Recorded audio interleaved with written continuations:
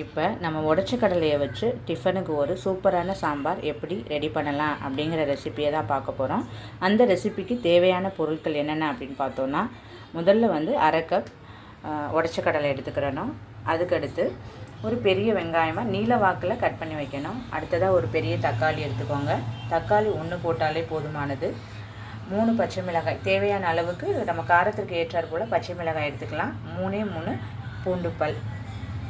Next என்னென்னா தனியாத்தூள், சாம்பார் தூள், மஞ்சள் தூள் 3மே மிக்ஸ் பண்ணி வச்சுருக்கேன், ஒரு 3 டீஸ்பூனுக்கு. அடுத்ததாக பெருங்காயத்தூள். அடுத்ததாக தாளிக்கிறதுக்கு தேவையான கறிவேப்பிள்ளை, கொத்தமல்லி, ஆயில், கடுகு. இவ்வளோ தான் இந்த ரெசிபிக்கு தேவையானது. இப்போ நம்ம அந்த உடச்ச கடலையை வந்து என்ன பண்ணியிருக்கேன்னா மிக்சியில் போட்டு நல்லா பவுடர் பண்ணி வச்சுக்கிட்டேன். அடுத்ததாக ரெசிபி செய்ய ஆரம்பிக்கலாம். இப்போ நம்ம ஸ்டவ் ஆன் பண்ணிக்கலாம். அடுப்பில் கடாயை வச்சாச்சு. கடாய் ஹீட் ஆனதும் ஆயில் போடணும்.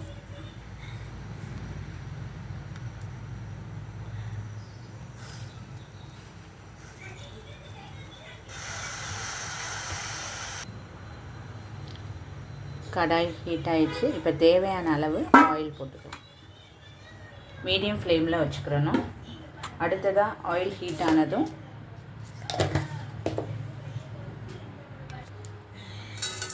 கடுகு, உளுந்தம் பருப்பு போடணும். அடுத்ததாக தேவையான அளவு கறிவேப்பிலை. அடுத்ததாக கட் பண்ணி வச்சுருக்க பெரிய வெங்காயம். இந்த உடச்ச கடலை சாம்பாருக்கு எப்போவுமே வெங்காயத்தை வந்து ரொம்ப பொடிசாக கட் பண்ணக்கூடாது, நீளமாக கட் பண்ணி வச்சுக்கிறோம்.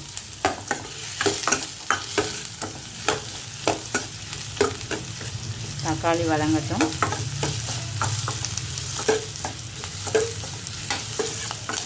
இந்த சாம்பார் வந்து நம்ம வீட்டில் அர்ஜென்ட்டுக்கு எதுவுமே இல்லை, வெளியில் போய் கடையில் வாங்கணும், ரொம்ப தூரமாக இருக்குது, அல்லது தேங்காய் இல்லை, இந்த மாதிரி சுச்சுவேஷனில் நம்ம வீட்டில் இருக்கிற பொருட்களை வச்சு எப்படி நம்ம டிஃபனுக்கு ஒரு சைட் டிஷ் ரெடி பண்ணலாம் அப்படிங்கிறது தான் இந்த சாம்பாரோட ஸ்பெஷலே. பூரி கூட நல்லாயிருக்கும். ஸோ ஆனியன் நல்லா வதங்கட்டும். ஒரு 2 or 3 minutes வெயிட் பண்ணலாம். ஆனியன் லைட்டாக வதங்குறதுக்கு லைட்டாக சால்ட் ஆட் பண்ணிக்கிறேன். இப்போ நல்லா வெங்காயம் வதங்கி வந்துடுச்சு. இந்த ஸ்டேஜில் நம்ம கட் பண்ணி வச்சுருக்க ஒரு தக்காளியை போடணும். தக்காளி அதிகமாக சேர்த்தா அந்த சாம்பார் வந்து புளிப்பாக இருக்கும். ஸோ டேஸ்ட் கொஞ்சம் டிஃப்ரெண்ட்டாக இருக்கும். ஸோ ஒரே ஒரு தக்காளி போட்டாலே போதுமானது.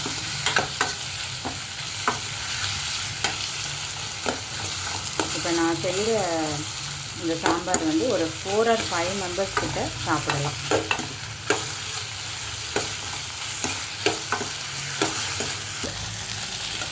இப்போ என்ன பண்ணுறோன்னா கட் பண்ணி வச்சுருக்க 3 பச்சை மிளகாய், பூண்டு இதை ஆட் பண்ணிக்கிறோம். பச்சை மிளகாயை வந்து நம்ம கீறி வச்சுக்கிட்டா ஸ்பைஸியாக கொஞ்சம் நல்லாயிருக்கும், காரமாகவும் இருக்கும். அந்த பச்சை மிளகாயோட ஸ்மெல் நல்லா அந்த சாம்பாரில் மிக்ஸ் ஆகி நல்ல ஃப்ளேவர் கொடுக்கும்.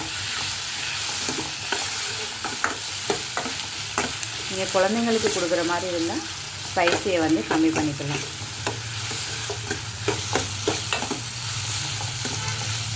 நல்லா எல்லாமே வதங்கணும்.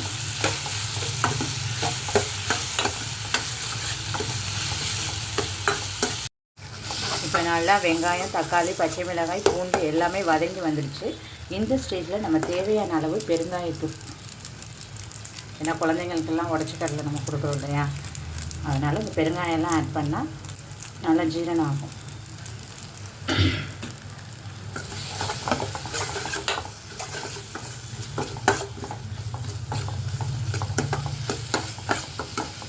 நல்லா எல்லாமே நல்லா வதங்கி வந்துடுச்சு. ஈஸியான ரெசிபி. எப்போவுமே அதே தக்காளி சட்னி, தேங்காய் சட்னி இந்த மாதிரி செஞ்சு சாப்பிட்றத விட நம்ம இந்த மாதிரி வித்தியாசமாக செஞ்சு பசங்களுக்கு கொடுக்கும்போது பசங்களும் நல்லா லைக் பண்ணி சாப்பிடுவாங்க. ஸோ நம்ம பேச்சுலர் கிச்சனில் சமையலில் இந்த மாதிரியான புது புது ரெசிபி தான் நம்ம அப்லோட் பண்ண போகிறோம். வீட்டில் வச்சுருக்க பொருட்களை வச்சு எப்படி டேஸ்டியாக ரெசிபியை பண்ணி சாப்பிட்லாம் அப்படிங்கிறது தான். அடுத்ததாக நம்மளுடைய தனியாத்தூள், சாம்பார் தூள், மஞ்சள் தூள் 3மே மிக்ஸ் பண்ணி வச்சுருக்கேன். அந்த மசாலாவை ஆட் பண்ண வேண்டியதான். ஆட் பண்ணி நல்லா மிக்ஸ் பண்ணணும்.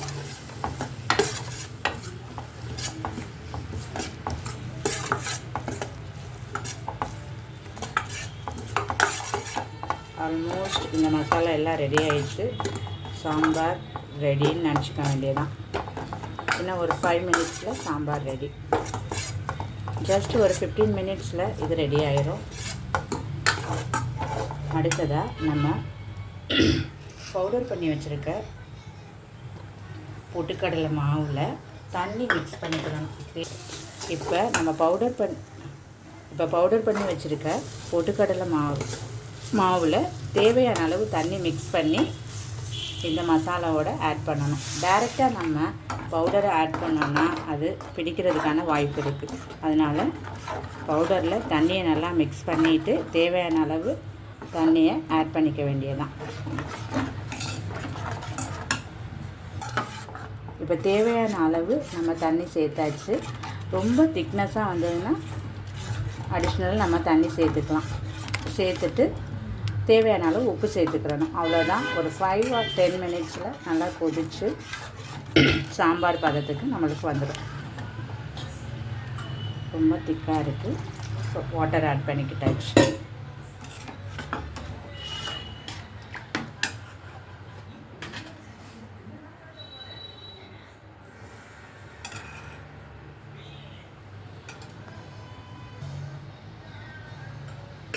இப்போ தேவையான அளவு நம்ம உப்பு ஆட் பண்ணணும். ஆல்ரெடி நான் வெங்காயம் தக்காளி வதக்கும் போது சால்ட் ஆட் பண்ணியிருந்தேன். ஸோ அதனால் போதுமான அளவு ஆட் பண்ணிக்கிட்டேன்.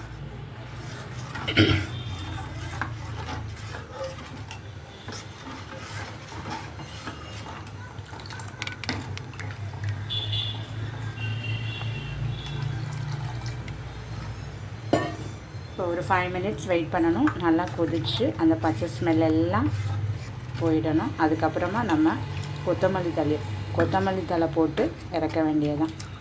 உடச்ச கடலை சாம்பார் ரெடி. இப்போ நம்ம உடச்ச கடலை சாம்பார் ரெடி. ஒரு சில பேர் உடச்ச கடலைன்னு சொல்லுவாங்க, ஒரு சில பேர் பொரி கடலைன்னு சொல்லுவாங்க, ஒரு சில பேர் பொட்டுக்கடலைன்னு சொல்லுவாங்க. எல்லாமே ஒரு கடலையை குறிக்கும் பெயர் தான். ஸோ உடச்ச கடலைன்னா தேங்காய் சட்னிக்கு போடுற கடலை தான். அந்த டவுட்ஸ் இருக்கும் ஒரு சில பேருக்கு. இப்போ ரெடி ஆயிடுச்சு.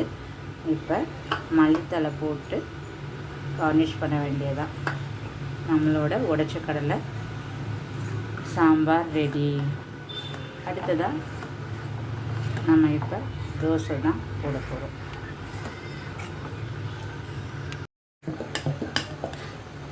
இப்போ நம்ம தோசை ரெடி பண்ணிக்கலாம்.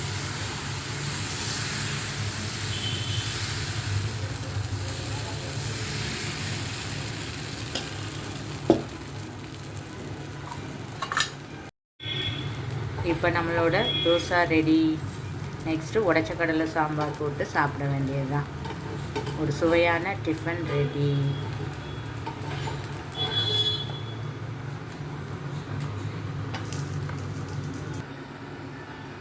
இப்போ நம்மளோட தோசை வித் உடைச்ச கடலை சாம்பார் ரெடி.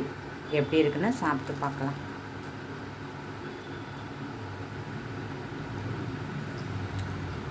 செம்ம டேஸ்டியாக வந்திருக்குங்க. நீங்களும் செஞ்சு பார்த்துட்டு லைக் பண்ணுங்கள், ஷேர் பண்ணுங்கள், சப்ஸ்கிரைப் பண்ணுங்கள். தேங்க்யூ.